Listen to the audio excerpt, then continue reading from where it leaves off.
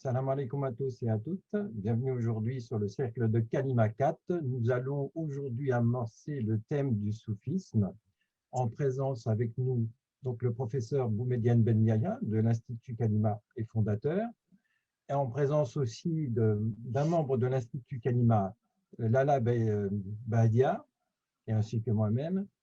Et la première question va être pour Lala Badia, pour le professeur. Alaykoum salam. Salam alaikum, c'est Boumediene Ben Alaykoum Yahya. salam. Le soufisme est un sujet très vaste, aussi d'actualité. Est-il une hérésie, un courant ésotérique mystique de l'islam? Pouvons-nous parler du soufisme sans parler de l'islam? Si l'islam est un corps, le soufisme en est le cœur. Oui. Trouve-t-il fondement dans la révélation coranique et dans les enseignements du prophète sallallahu alayhi wa sallam? Alayhi salatu wa salam. Merci infiniment, Lala Badia. Vous avez, je crois, en introduisant ce cercle de Kalima, émis un peu les contours autour de la notion du soufisme. Ces contours sont très importants. Tout d'abord, qu'est-ce que le soufisme? Est-ce que c'est une tradition prophétique? Relève-t-il de l'islam? Si j'ai bien compris, c'est une question fort importante. Le soufisme, tout d'abord, sur le plan de la langue, si vous voulez, en arabe, c'est at-tasawwuf. Les grands maîtres remontent at-tasawwuf à plusieurs sources. La toute première, c'est que at-tasawwuf désignerait as-safa, la pureté ou la transparence. La deuxième piste, ou la deuxième voie, si vous voulez, c'est que le tasawwuf renvoie à as-souf, la laine qui était portée par les gens du banc Ahl Sofa qui sont attestés dans la sourate numéro 18, sourate la caverne. Troisième voie, à mes yeux aussi, c'est que le soufisme remonte à cette idée d'origine de as-sofwa, l'élection, si vous voulez, à l'instar de Sofwatul Anbiya wa Rasul. Donc, c'est une élection, c'est quelque chose qui relève d'une élection divine sur terre d'une personne ou de plusieurs personnes. Une fois on a dit cela, on n'a pas encore répondu à la grande question que vous venez de poser. Est-ce que l'islam c'est le soufisme ou est-ce que le soufisme c'est l'islam? Ou est-ce que le soufisme n'est seulement qu'une part, si vous voulez, de l'islam? Il y a cette lecture moderne, si vous voulez, qui nous renvoie à l'idée que l'islam est un tout et que le soufisme en est le cœur. L'islam est un tout et que le soufisme en est le cœur. Mais cette lecture, elle est, je dirais, un peu remise en doute, critiquée, parce que si vous changez de regard islamique, d'un autre point de vue des sciences islamiques, vous allez trouver ceux qui sont passionnés, qui sont spécialistes du droit musulman, vous dire l'islam est un tout et que la jurisprudence, le droit musulman est le cœur. Si on change davantage aussi de regard, par exemple, dans l'exégèse, la tradition et la discipline de l'exégèse des paroles de Dieu, donc les exégètes, eux aussi, peuvent prétendre et peuvent utiliser la même formule en disant l'islam est un tout, et sans l'exégèse, vous ne pouvez rien comprendre, vous ne pouvez rien saisir, donc l'exégèse est le cœur de l'islam. Donc c'est tout dépend, là on va mettre le point focal, si vous voulez, comment on va aborder la question de l'islam. C'est vrai que l'islam est vaste. Au passage, l'islam aujourd'hui, dans la praxis, il est pluriel. L'islam du Maghreb, de l'Occident, si vous voulez, nord-africain et européen, n'est pas le même islam pratiqué en Asie. L'islam en Arabie, dans ses formes, pratiqué en Arabie, n'est pas obligatoirement celui qui est pratiqué, à titre d'exemple, en Turquie ou en Sud-Afrique. Vous voyez, donc il y a plusieurs formes, hein, et ces questions-là, à mon avis, il faut pas les ramener à l'islam, mais les ramener au rite expressif de l'islam, aux formes de l'adoration, comment on adore Dieu, comment on accomplit les rites. Ce sont des questions beaucoup plus précises. Et les ramener de manière générale à l'islam poserait problème, d'où tout l'amalgame qui est posé devant nous aujourd'hui, non seulement par rapport à l'islam lui-même, mais de manière spécifique à la question du soufisme. Un petit mot sur l'histoire du soufisme. Le terme soufisme, enfin, il est constitué quand même, ce terme est constitué par un suffixe isme, hein, qu'on ajoute à soufi, soufisme, à l'instar ou à l'image de christianisme, judaïsme, islamisme. Ah, mais il y a un problème. Quand on parle, donc vous voyez, il y a un problème dans la construction du langage, dans la terminologie. Quand on dit christianisme, on ne va pas penser immédiatement à un courant radical. Quand on dit judaïsme, on ne va pas immédiatement penser ou réfléchir ou taxer une forme du judaïsme en tant que radical. Quand on parle de soufisme, on ne parle pas de radicalisme. Il n'y a pas cette connotation. Et pourtant, islam, quand on le construit de la même manière, on rajoute le suffixe isme, islamisme, aujourd'hui, de manière médiatique, sociologique, technique, politique, même religieuse parfois, dans les usages, de manière malencontreuse, si vous voulez, désigne un certain radicalisme. Donc, il y a une disparité, une asymétrie linguistique flagrante, et par conséquent, islamisme ne peut pas désigner quelque chose qui est radical. Sinon, soufisme désignerait quelque chose qui est très radical, christianisme désignerait quelque chose qui est très radical, et judaïsme désignerait quelque chose de très radical, pour ne donner que ces exemples des grandes religions monothéistes. Le soufisme lui-même, si vous voulez, c'est une discipline, et pour être beaucoup plus précis, c'est une science. Alors, ce n'est pas une science qui est née par ce qu'on appelle la période de la formation du soufisme, l'organisation confrérique, structurale, à travers plusieurs sociétés musulmanes, où les confréries jouaient un rôle social et parfois même un rôle politique. Cela a été relevé assez tardivement dans l'histoire. Hein. On est au XIIIe, XIVe, XVe siècle, enfin même XIIe siècle, où véritablement vous avez ces mouvements d'organisation, d'organisation du soufisme en tant que structure, à la fois spirituelle et à la fois sociale, qui ont quelque chose à apporter à la société. Le soufisme, à l'origine, c'est une science, et c'est une science inhérente, de manière totale et terminale, à la révélation des paroles de Dieu universelles de l'islam, à Muhammad alayhi salatu wa salam. Vous avez à titre d'exemple,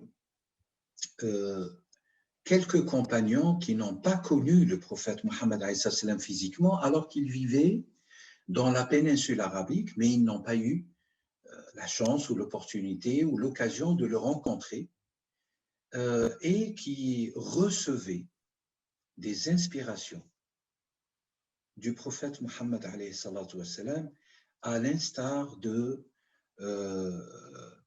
Sari al-Saqati, rahimahullah, qui était du Yémen et qui recevait des flux du prophète alayhi salam, alors qu'il n'avait jamais rencontré le prophète, mais qui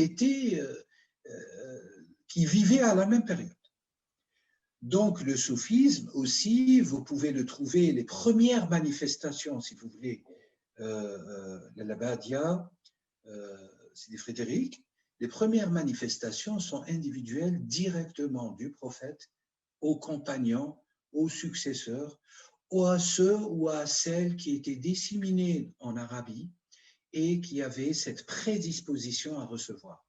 Donc si, de manière irréfutablement concrète et scientifique, l'initiation, l'apparition du soufisme, c'est une apparition par la révélation elle-même, dès lors que le prophète Mohammed a commencé, si vous voulez, la transmission des révélations, des descentes vivifiantes de vie qu'il recevait, le soufisme, enfin, qui est un terme tardif, hein, je le précise, qui est un terme très tardif, hein, par rapport à cette première période, et qui est désigné dans la tradition par un autre terme, attesté par le prophète alayhi salam, durant la vie du prophète alayhi salam, dans un grand hadith connu par tous, hadith Jibril, qui est rapporté par Omar ibn al-Khattab, à savoir hadith Jibril, mal islam, mal iman, mal ihsan, mal sa'a. Qu'est-ce que l'islam, qu'est-ce que l'islam, qu'est-ce que l'iman, qu'est-ce que l'ihsan? Et le soufisme, enfin, tasawwuf, tout simplement, de manière concrète, a été institué par le prophète alayhi salam dans sa réponse à Jibril par le mot ihsan. Donc, si vous dites at-tasawwuf, tout simplement, vous pouvez, et chez les grands spécialistes, il est désigné par ilm al-ihsan, la science qui va nous amener à une certaine excellence au fur et à mesure. C'est la science de l'excellence. Et qu'est-ce que le prophète Mohammed alayhi salam a répondu à Jibril, Gabriel, paix intégrale sur lui?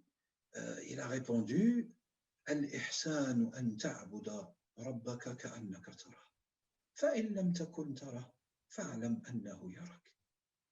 L'excellence, ou cette science, ce degré de la praxis hautement spirituelle et sacrée, c'est comme si tu adorais son Seigneur, c'est d'adorer ton Seigneur comme si tu le voyais, instantanément, partout, par le biais de tous les signes visibles de notre existence. Et si tu ne l'es pas, le jour où tu atteins le degré de l'extinction, al-fana, à ce moment-là, tu peux le voir. Et ça corrobore un autre hadith du prophète alayhi salam qui nous a enseigné que personne ne pourra voir Allah à l'exception qu'il soit mort. Nous le verrons qu'après la mort. Et dans le hadith, ce même hadith, dans la réponse du prophète Mohammed alayhi salam à Jibril, il nous le dit, mais de manière extrêmement subtile, avec un usage extrêmement rigoureux et un scrutement extrêmement rigoureux de la parole en arabe. Fa'il lam takun, si tu n'es plus vivant, à ce moment-là, tu peux accéder à la vision de Dieu. Mais si jamais tu n'y arrives pas, on n'y arrive pas, fa'alam annahu yarak. Fa'alam, ici, ce n'est pas juste sache et on passe notre chemin. Non, ici, fa'alam, ça veut dire va à l'acquisition de sa science universelle pour atteindre le degré que lui, à tout moment, il te faut. Excuse-moi, une telle chose, puisque si on regarde bien, le premier grand soufi, c'est le prophète lui-même, Mohammed sallallahu alayhi wa sallam.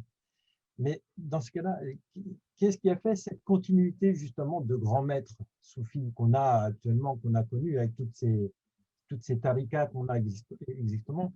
Est-ce que ça part aussi des compagnons du prophète? Jazakumullah kulla khair ala hada su'al. Merci beaucoup pour cette question de manière universelle, incontestable. Dans la tradition universelle de l'islam, Muhammad alayhi salam, le prophète et le messager, est le premier des grands muhsinin, pour reprendre la notion de l'ihsan, et pour ne pas avoir à toujours répondre aux critiques contre la tradition de tasawwuf, parce que le mot n'est pas attesté dans le Coran, parce que, enfin, voilà. La science réellement à tasawwuf, c'est ilm al-ihsan. Vous trouverez d'ailleurs au passage même que tasawwuf est désigné par ilm al-tazkiya, la science de la purification des âmes, tout simplement, et qui elle-même, al-ihsan et al-tazkiya sont attestés dans le Coran. Alors, le maître suprême de la spiritualité, de cette science, de ce flux de connaissances par le biais de cette science, à côté des autres sciences de l'islam, le soufisme, enfin, ilm al-ihsan n'annule pas, n'abroge pas les autres sciences qui se sont développées à travers l'histoire.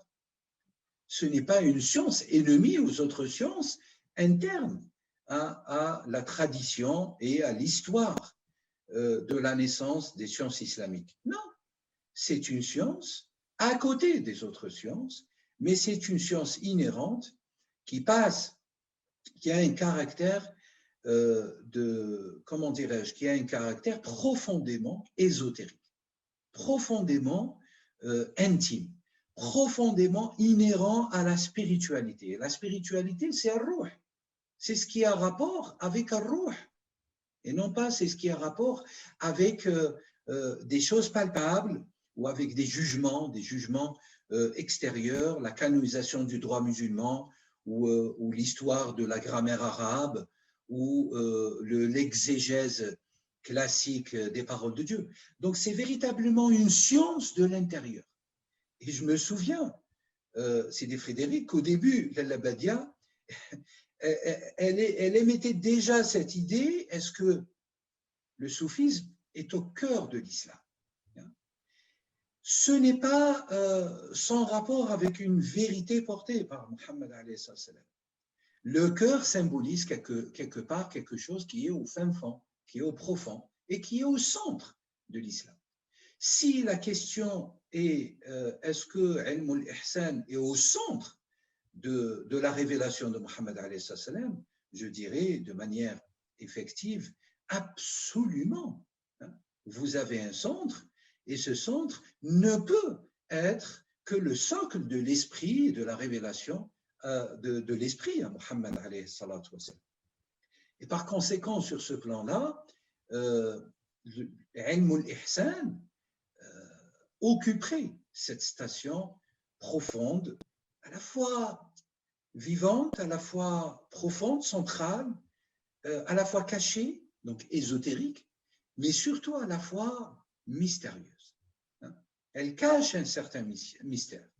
Et c'est vrai, quand on aborde à travers l'histoire, on lit les enseignements ou si on lit la géographie des enseignements des disciples, des grands enseignants, des grands maîtres héritiers du prophète Mohammed alayhi salam, des maîtres spirituels, shuyukh, vous allez être frappé en découvrant qu'il s'agit souvent de choses extrêmement subtiles, extrêmement profondes, et il s'agit toujours d'une quête d'un absolu mystérieux, la quête de Dieu lui-même. La tradition, enfin la véracité, l'attestation que j'avais évoquée par rapport à l'histoire du mot at-tasawwuf par rapport à Ahl al-Suffa, ces pauvres qui sont cités quand même dans Surat la caverne, et que Dieu ordonne à Muhammad alayhi salam de ne pas détourner ses yeux d'eux. Parce que ces gens-là, ils étaient tellement pauvres, ils n'avaient ni métier, ni demeure, ni maison, ni rien du tout, sont venus, ils ont prêté allégeance, parce qu'ils avaient la prédisposition de reconnaître l'unicité de Dieu, ils ont reconnu Muhammad alayhi salam comme le messager qui scellent la prophétie universelle. Et comme ils n'avaient rien, ils étaient dans une extrême pauvreté matérielle. Ils n'avaient que, la tradition nous dit, qu'ils n'avaient que des peaux d'animaux sur eux. Imaginez-vous le contexte, sous une chaleur de 60 degrés en Arabie. Et ils s'asseyaient tout le temps, à l'exception des horaires des prières, sur ce tronc. Et c'est pour ça qu'on les appelle le sofa, sofa, qui par extension renvoie à sofa en anglais. Un banc, un banquet, voilà. Donc vous voyez, l'origine est arabe. L'origine ici est arabe, incontestablement de la langue arabe. Ces gens-là, roudouen wa hashiya, matin et soir, qu'est-ce qu'ils faisaient? Ils faisaient le dhikr. Ils étaient dans la présence par l'évocation permanente d'Allah. Pourquoi? Pour une seule finalité, Dieu nous dit dans Sourate la Caverne, yuriduna wajha. Eux, ils ont une seule finalité, une seule cible. Ils désirent la face d'Allah.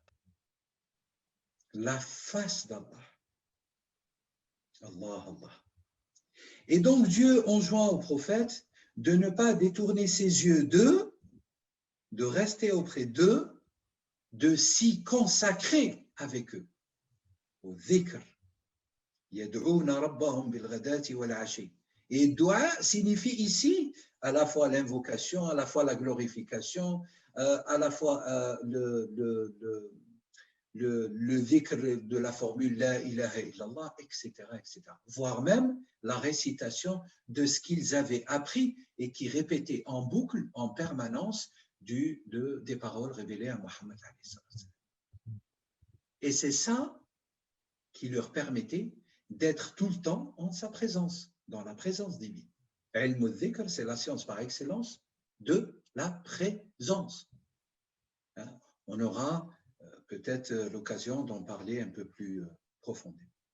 Les maîtres spirituels, in fine, je vous redonne la parole, mes chers, les maîtres spirituels, cette tradition, enfin, ces transmissions de toutes ces connaissances et sciences secrètes du modèle suprême qui est Mohammed alayhi salam, se transmettaient par héritage, par le biais des califes, par le biais des successeurs, mais de manière aussi mystérieusement spécifique, par le biais d'êtres qui restent totalement méconnus. Et si vous regardez l'histoire hagiographique, l'histoire des saints ou des alliés de Dieu, de ces gens, la majorité, c'était des inconnus. Et la majorité d'entre eux aujourd'hui est inconnue parce que ces gens qui reçoivent ces sciences et ces connaissances, qui les plongent dans la contemplation présentielle des lumières de la face de Dieu, sont extrêmement… Alors déjà, ils sont rares, c'est quelque part, ce sont les véritables héritiers du prophète Mohammed alayhi salatu wassalam, mais ils ont ce caractère, cette marque universelle d'être effacés et rarement où les gens peuvent les reconnaître. Et là, peut-être, on aura cette question, quelles sont les typologies des saints? Parce qu'il y a des saints où les gens les reconnaissent et qui vont avoir des disciples, à l'instar des formations, comme vous le disiez, c'est des Frédéric, par rapport au confrérisme, la naissance des confréries avec un maître, un véritable maître, et avec des disciples, avec des muqaddam, des portiers devanciers, si vous voulez, voilà, avec toute une hiérarchisation structurée, sociologiquement parlant. Justement, on peut rebondir sur ce sujet-là. Comment ça se fait que d'une seule personne comme le prophète Mohammed sallallahu alayhi wa sallam, on arrivait à tant de confréries aujourd'hui? Pourquoi on dit tel confrère? Je ne sais pas, je ne connais pas trop bien les noms, mais pourquoi ils ne se disent pas de la confrérie mohammedienne, puisque c'est de lui que ça dérive? Barakallahu fik, mon cher Frédéric. Alors, c'est tout le travail que j'essaie de faire. Enfin, c'est un travail subtil. Le problème, ce n'est pas de remettre en cause les confréries. Les confréries ont des maîtres et les chaînes de transmission, souvent, elles sont authentiques. Ça, c'est déjà un fait. C'est pas la problématique, elle est peut-être dans l'expression, comment exprimer les choses. Et c'est vrai que ça pose probablement un problème par rapport à la transmission du flux ou l'affaiblissement du flux de la lumière, voire même ça impacte les doctrines des simples gens qui ne veulent que Dieu et qui viennent trouver, comme le disait l'Al-Abadia au début, qui cherchent une source. Ils sont à la recherche de la source divine, tout simplement, et qui vont être parfois, je dis parfois, malencontreusement confrontés à des barrières confrériques qui ne les laissent pas approcher du maître, qui ne les laissent pas s'adresser au maître, qui ne les laissent pas établir l'entretien directement avec le maître fondateur ou le maître éponyme, et qui parfois, donc ce sont les structures qui posent problème, ce n'est pas le flux, hein, ce n'est pas la transmission. La transmission, elle est attestée et rassurée et assurée par Allah jusqu'à la fin de l'existence. Vous regardez dans la fin de Surat Al-Anbiya, Bismillah ar-Rahman ar-Rahim, wa ardiya sawfa yarithuha ibadiya salihun. La terre de Dieu. Dieu nous déclare, il nous déclare qu'elle va être héritée par les saints, par les amis de Dieu, par les alliés de Dieu. Salihun, ceux qui réforment. Ibadiya salihun, ces serviteurs qui réforment. En réalité, vous avez ici, vu qu'on est dessus sur ce enfant, on arrive à ce point, vous avez la définition du cheikh. Un cheikh, c'est un réformateur sur terre. Un cheikh ne peut pas être moufsid, un corrupteur sur terre. Voilà. Et donc, la transmission, le confrérisme, il est né parce que vous avez de temps à autre des prédispositions, voire un travail incroyable contre la nefs qui permet, d'ailleurs à tous, mais de manière exceptionnelle, à quelques-uns à travers l'histoire, d'avoir et d'endosser la responsabilité de revivificateur dans la religion. La réponse à votre question, mon frère Frédéric, pourquoi il y a tant de maîtres à travers l'histoire après Mohammed? Pourquoi il y a tant d'écoles spirituelles? Tout simplement parce que Mohammed alayhi salam, et Dieu a décidé, Mohammed alayhi salam nous a dit les kulli qarnin ou les kulli asrin mujaddid. Dans une autre variante, pour chaque siècle, il y a un revivificateur. Et ce sont les maîtres spirituels, les revivificateurs, qui parfois sont savants, lettrés, et parfois qui sont totalement illettrés, à l'instar et à l'image parfaite de Mohammed alayhi salam. Donc vous voyez, hein, chaque siècle, Dieu envoie, hein, et ça donne naissance à ce qu'on appelle une structure, une école spirituelle, un regroupement, une congrégation autour du maître qui revivifie les sciences parce que c'est une loi existentielle. À chaque siècle, il y a un moment où vous allez arriver à un certain déclin. Et avec ce déclin, un des effets de ce déclin du siècle, c'est la disparition des sciences véritables, des sciences de la vie vivifiante de Dieu. Azza wa Jalla wa tabaraka wa ta'ala. Oui, des beaux médiennes. Pouvez-vous nous parler de la relation du disciple avec le maître? Alors, ses origines du départ, et puis les changements qui ont eu lieu à travers le temps et sa situation actuelle. Barakallahu fik, l'Abadia, c'est un sujet vaste, mais c'est un sujet très important pour nous tous parce que nous sommes tous dans le chemin.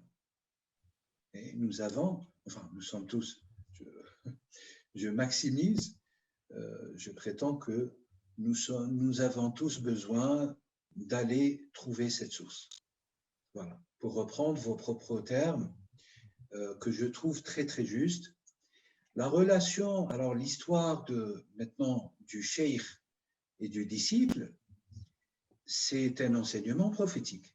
Le prophète, alayhi salatu salam, il est le cheikh suprême parmi les hommes. Et les compagnons, les successeurs, jusqu'à la fin de l'existence sont les disciples.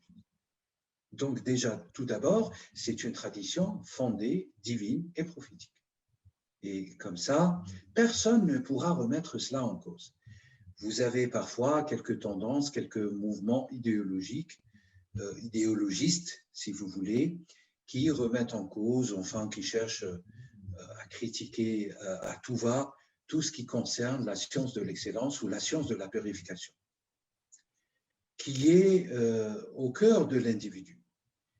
La réalité est tout autre parce que Mohammed est le cheikh et toute l'humanité, ce sont les disciples.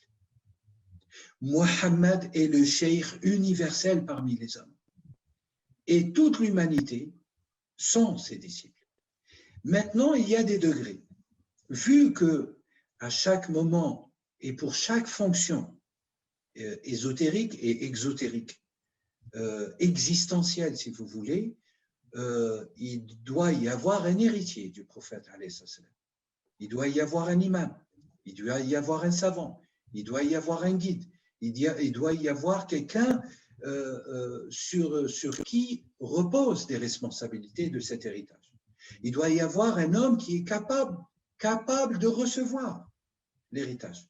Un homme capable de Mohammed, d'avoir ses propres pas sur les pas de Mohammed. Donc, c'est normal que la tradition se perpétue. C'est une tradition antique. Hein, depuis l'existence de l'être humain, Jibril était un cheikh pour Adam. Adam était un cheikh pour ses enfants. C'est une loi existentielle, c'est une tradition qui se perpétue jusqu'à la fin des temps.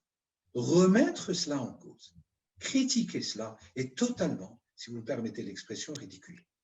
Enfin, de par ceux qui essayent de dire non, il n'y a pas de cheikh, il n'y a pas de disciple, voilà.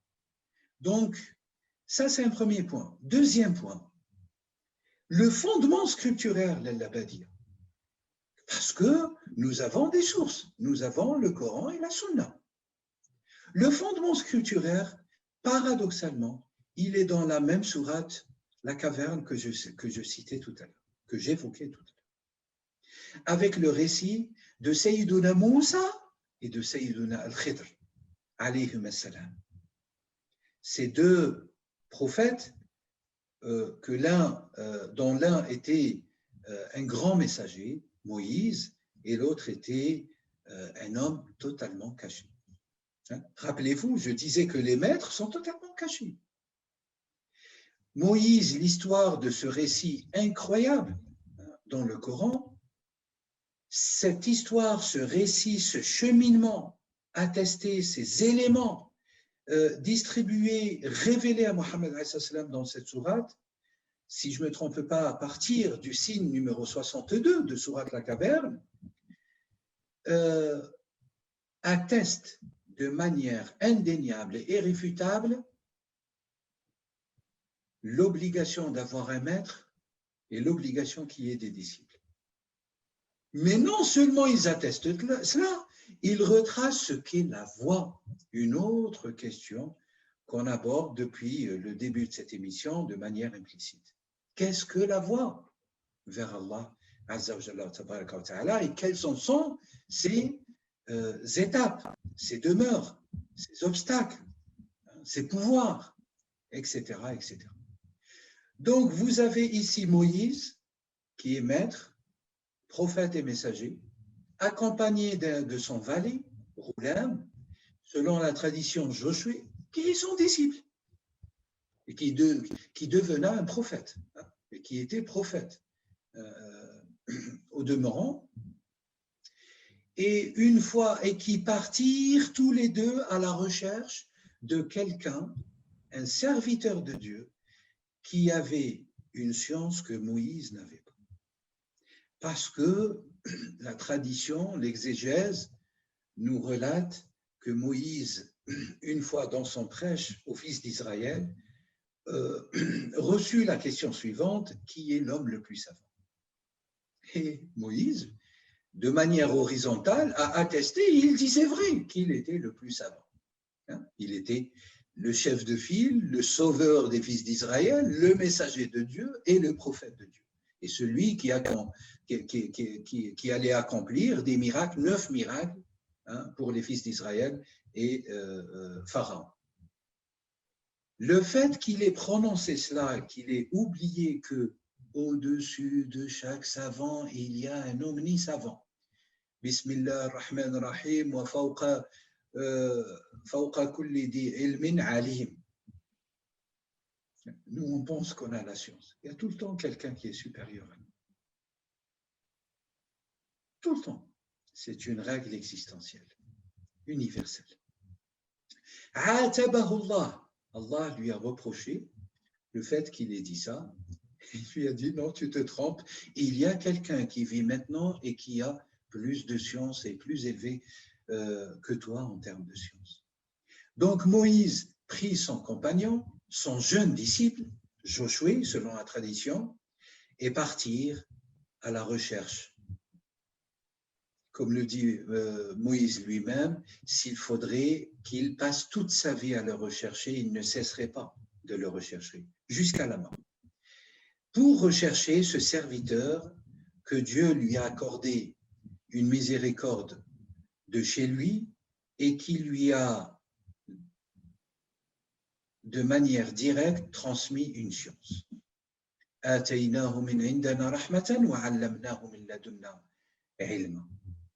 Vous avez ici, la Badia, Sidi Frédéric, l'institution officielle, obligatoire, incontestable, irréfutable, que le maître et le shir, c'est un modèle voulu et révélé par Dieu. Toutes les critiques, depuis des siècles et des siècles, à cette tradition d'avoir un maître et un disciple, elles tombent à l'eau, parce que c'est les paroles de Dieu qui attestent cela. Ce n'est pas l'effort intellectuel d'un savant ou d'un imam ou d'un philosophe, si vous voulez. Là, c'est Dieu qui parle. Deuxième chose, vous allez avoir Moïse qui va devenir, qui est un maître, qui va devenir disciple chez Sayyidun al-Khadir. Et sur cette modalité, on pourra en parler longuement peut-être une autre fois. Alors, qu'est-ce que cela incombe d'avoir un maître et un disciple?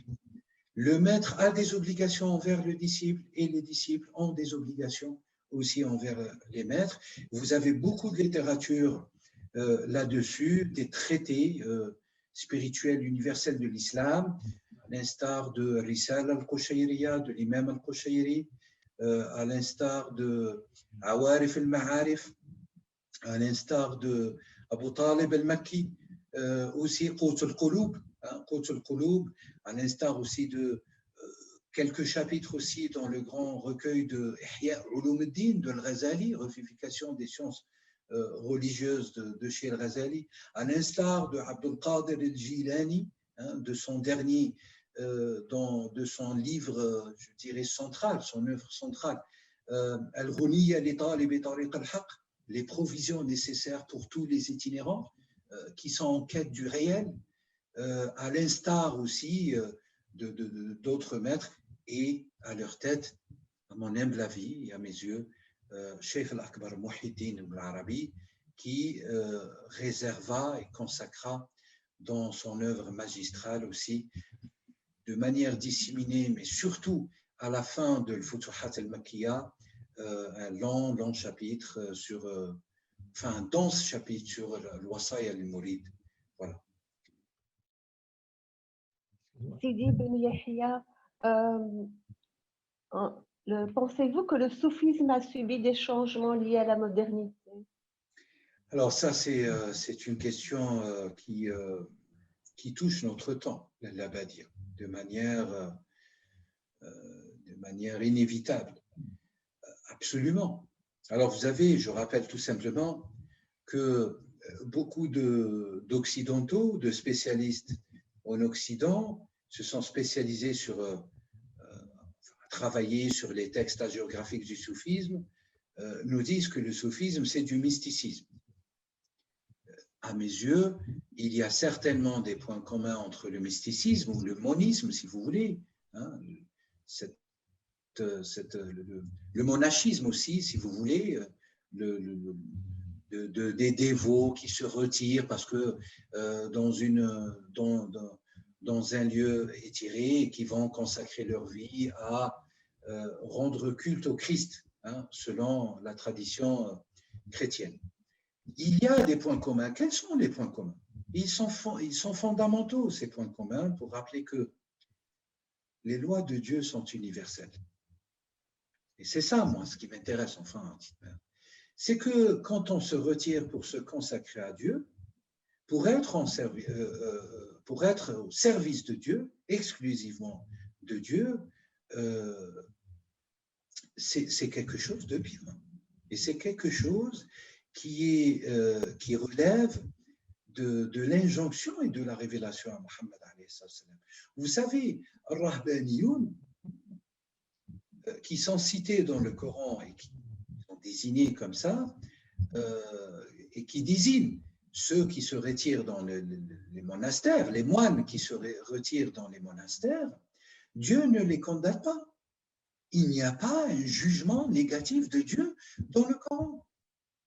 C'est très important de le rappeler, même pour nos frères ascètes d'autres traditions.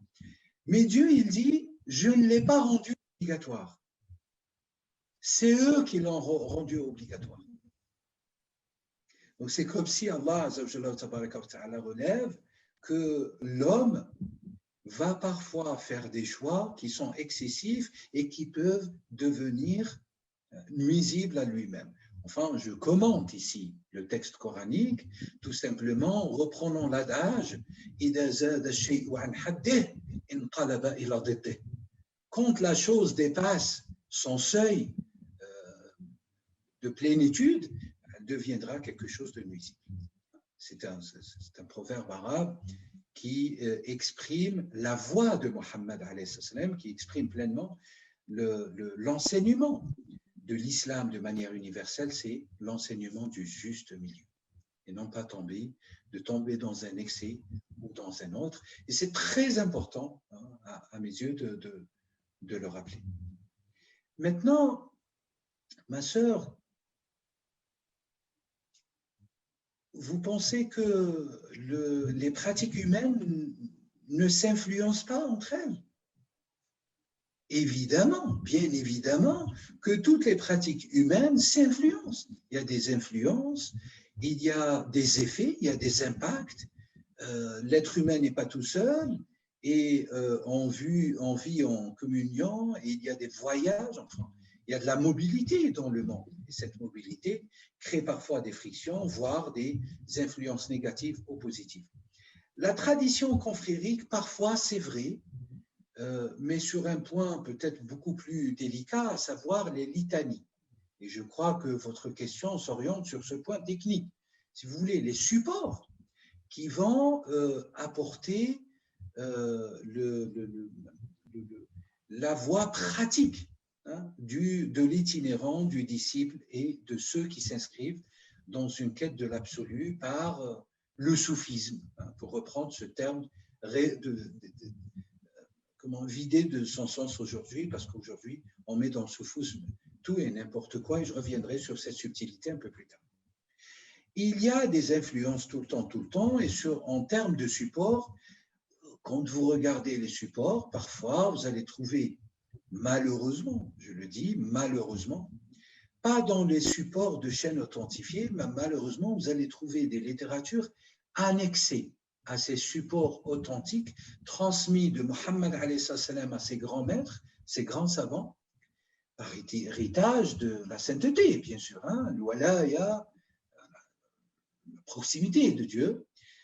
Vous avez des textes comme ça, des formules en syriaque, en araméen, des formules aussi parfois talismatiques, qui viendraient s'annexer autour d'une littérature hautement sacrée et hautement authentique selon la transmission de tel tariqa ou de tel tariqa. Et c'est ça, c'est cela qui, en réalité, qu'il faudrait relever, qui est dommage. Et on va vous dire, non, non, non, c'est parce que ça transmet les secrets, etc. Je crois que les véritables maîtres transmettent de manière intime. Alors, intime, elle n'est pas physique, elle est métaphysique. Transmettre de manière totalement la meilleure des voies, elle est métaphysique à ceux qui ont la disposition, par leur clairvoyance, à avancer, à gravir les stations et à se réaliser. Malheureusement, vous allez trouver parfois, à travers l'histoire, des amalgames avec d'autres courants qui n'ont rien à voir avec la science de l'ihsan et qui, malheureusement, font partie aujourd'hui de manière populaire et non pas de manière spirituelle, profonde et scientifique, de manière populaire, popularisée, pour reprendre le suffixe isme, qui tombe dans le populisme, un populisme pollué par la profanation de choses parfois même païennes, parfois même doctrinalement qui va à l'encontre de l'esprit de la transmission de Ilm al-Ihsan. Voilà. Malheureusement, ça existe et ces infiltrations touchent souvent les disciples de manière extraordinaire. Je ne vous cache pas que je connais beaucoup d'individus enfin, qui sont affiliés à des voies spirituelles et 9 sur 10, et pour ne pas être défaitiste, presque 10 sur 10, enfin 9 sur 10 sont totalement atteints par des défaillances alors qu'ils sont dans la voie et qui sont dans la voie depuis parfois des décennies, malheureusement. Pourquoi? C'est un peu à cause de ce point qu'on vient de relever et c'est aussi à cause de l'incapacité organisationnelle des confréries, des structures confrériques, où pour pouvoir s'entretenir avec un maître, il faut attendre plusieurs mois. Ce qui est à la fois bien pour la patience, pour raffermir la patience du disciple et renforcer, travailler sur son âme, etc. Mais la défaillance totale, c'est qu'aujourd'hui, vous avez des muqaddams qui sont devenus des chiffres. Vous avez des simples disciples parce qu'ils connaissent ou ils sont proches du maître spirituel ou qui sont en copinage, si vous voulez, avec un membre proche de lui, sont devenus eux-mêmes des véritables chiffres. Et qui prennent ce rôle d'être un maître, alors que le rôle du maître, on l'avait rappelé, à l'instar de Sourate la Caverne, sa seule mission sur Terre, c'est de réformer et de soutenir les gens à être réformés. Wallahu a'lamu bi'ilmihi. Ça revient sur un dicton qui disait que quand le disciple est prêt, le maître arrive. C'est un adage très répandu, c'est quand le maître est prêt, le maître arrive. Le problème, c'est que le maître est prêt et les disciples sont prêts et il n'y a rien qui se passe. Et les années passent et les disciples se corrompent davantage et davantage. Pourquoi? Je le disais à l'instant, parce qu'il y a l'interventionnisme de plusieurs individus dans la tariqa qui vont polluer l'être avec leur avis contradictoire, avec leur non-clairvoyance et qui parfois le shir est totalement innocent de ces agissements et qui vont, au nom du shir, transmettre un enseignement, devenir un substitut du shir. Ce que, je veux dire, moi je relève, je vous fais remarquer que cela existe et que cela coupe le flux, coupe le véritable flux quand vous avez un maître. Le véritable adage, c'est que ce maître deviendrait le miroir de votre âme. Et que ce maître lui-même, il est le miroir entre lui de son âme avec le prophète Mohammed ou avec le maître qui est supérieur à lui. Parce que là, ça convoque une autre question, la hiérarchie des maîtres. et la typologie des maîtres. Comme on pourrait aussi évoquer la hiérarchie des disciples, des itinérants ou des initiés et leur typologie. Et là-dessus, on pourrait consacrer, Inch'Allah, d'autres occasions beaucoup plus prolongées pour pouvoir les évoquer.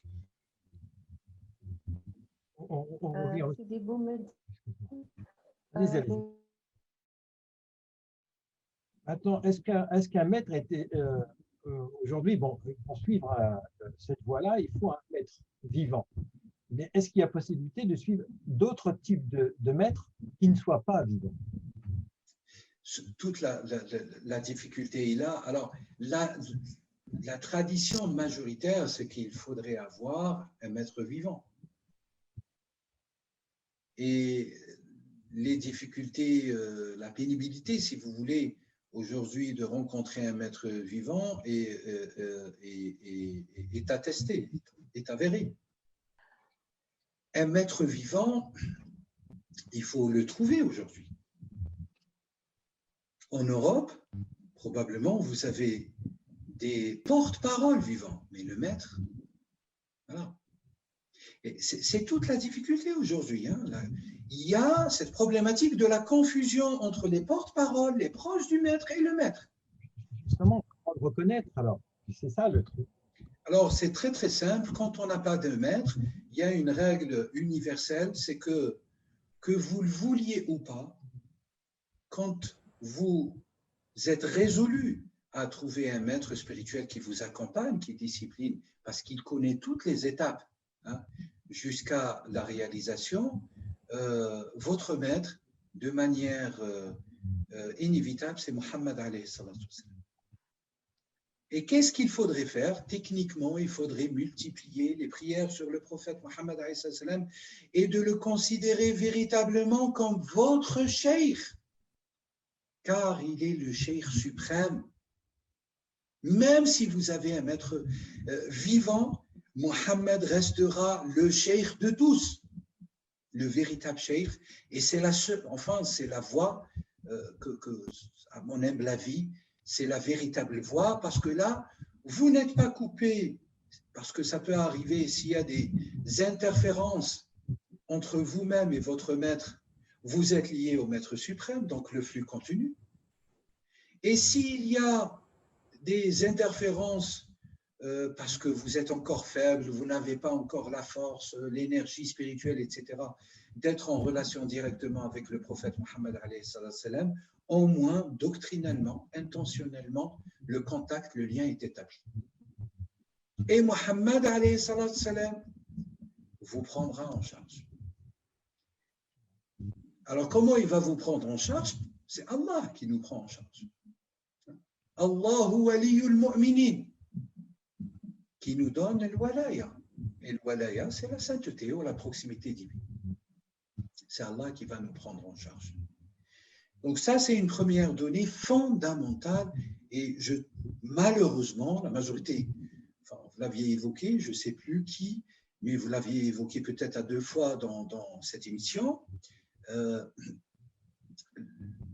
On a tendance à dire plus je suis de telle tariqa, je suis tel, et on ne nous dit jamais, et c'est ce vers quoi moi j'appelle depuis mon enfance, enfin, c'est la transmission que mon propre maître m'a transmis. Il ne m'a jamais dit, mon maître, Allah yarhamou, que Dieu l'agrée, ta référence, c'est moi. La référence absolue de Dieu sur terre, c'est moi. Il me disait Muhammad, Muhammad, Muhammad. Il était totalement effacé en Muhammad. C'est celui-là le véritable maître. Malheureusement, l'usage aujourd'hui va vous dire je suis de telle tariqa, et vous n'allez pas entendre une seule fois le nom de Muhammad, alors qu'il est le maître de tous. Et que tous les autres ne sont que ses disciples. Les grands maîtres de l'histoire humaine, les grands sages de toute l'histoire humaine, tous les prophètes et les messagers sont les disciples de Muhammad alayhi salam, sous cet égard, si vous permettez l'expression. Vous imaginez? Ils reçoivent tous de la al-haqiqa al-muhammadiyya, al-nour al-muhammadi. Ils s'inspirent, ils se nourrissent tous, sans exception, de Sayyiduna Adam jusqu'à Sayyiduna Isa alayhi salatu wa salam, ala Sayyidina Muhammadi ashrafu salatu wa salam ila yawmiddin. Alors que serait-ce shuyukh ou al-ulama, les savants, que Dieu les agrée, c'est normal. Ce sont des lieux de dépôt d'une parcelle, de l'infinie connaissance et lumière de l'esprit de Muhammad, de l'haqiqa al-Muhammadiyya, qui n'est rien d'autre que l'expire d'Allah, ontologiquement parlant, si vous voulez. Et donc, voilà, les choses sont claires. Il faudrait appeler à suivre Tariq al-Muhammadiyya, ou Sirat al-Muhammadi, ou Nahj al-Muhammadi, et toutes en annexant, bien sûr, toutes les grandes traditions hagiographiques des saints, éponymes ou fondateurs réellement, à Muhammad alayhi salam. Sinon, il y a une coupure. Et depuis des années, je ne cesse de le dire, en tout cas dans mon entourage.